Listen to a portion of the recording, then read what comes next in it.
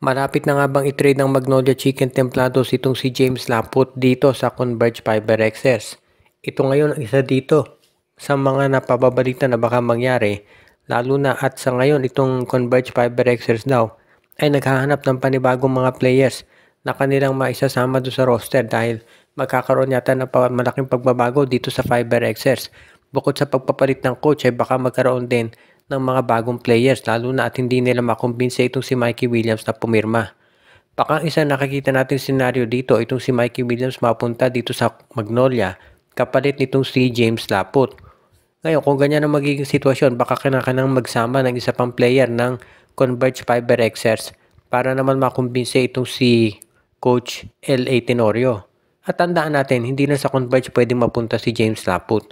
Alam natin na NLEX Road Warriors naghahanap ng center, so pwedeng dyan siya mapunta. Ang maliwanag dito baka matrade na ito si Laput either sa NLEX or sa Converge dahil yan ang dalawang teams na naghahanap ng big men ngayon. At alam natin na Phoenix din syempre, pati na Northport, so maraming pwedeng teams na puntahan si James Laput. At dahil dyan mataas yung kanyang trade value.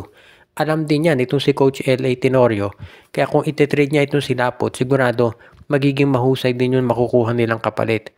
Kabilang yan dyan sa mga plano ginagawa ngayon ni L.A. Tenorio para masiguro na magiging maganda ang kalalabasan nitong bagong season para dito sa Magnolia Chicken Templados. Alam naman natin na hindi magiging madali itong challenge para dito sa Magnolia, kaya nga gusto nila siguraduhin na pagdating dito sa bagong season, ma-accomplish talaga nila yung task na kanilang sabihin na nating sinet out na gawin at yan ay manalo ng kampyonato. Alam natin na may presyo na dito kay L.A. Tenorio at alam din niya yan syempre. So asahan natin nagagawa siya ng major move sa darating na mga araw. Bukod dito sa pag-trade kay James Laput, ang isa pa nating nakita na posibleng mangyari naman sa mga susunod na araw ay itong Blackwater Bossing.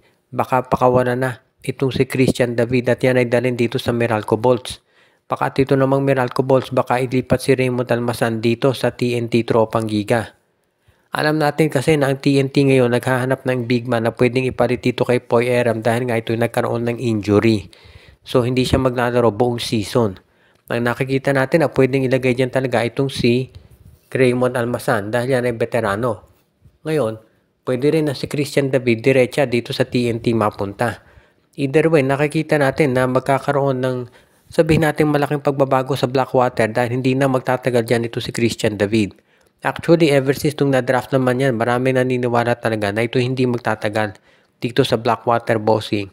At eventually, yan ay ite-trade na dito sa TNT or sa Meralco at parang ganyan na nga ang mangyayari. Kaya wag na tayong magulat kung ito talaga ay matupad.